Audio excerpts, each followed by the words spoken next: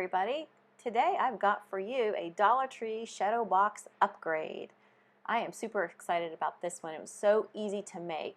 All you need is the Shadowbox that you can put things in from Dollar Tree, paper of your choice or material of your choice in the back, some glue, and that's pretty much it. Oh, and paint, and paint for the frame as well.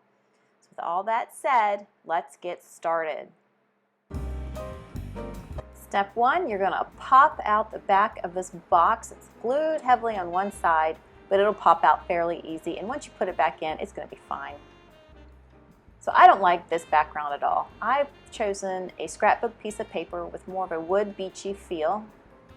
So I'm going to glue that to the back of that box. But first, we're going to take our paper, flip it over, and trace out the shadow box part. I don't know what you would call that. So it's easy right here to just make your trace.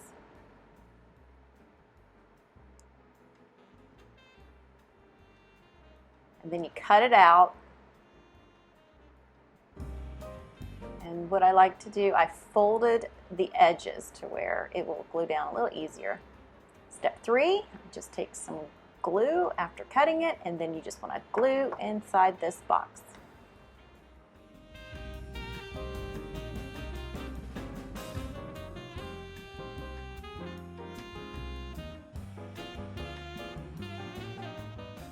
Okay, step four, we are going to score at the fold lines and trim any excess paper at this point. And what I was doing, I was kind of making an indent so I can see where the line was. Using my ruler and my X-Acto blade, I made a light score on the paper so that when it folds all back together, there will be no ripping, tearing of the background.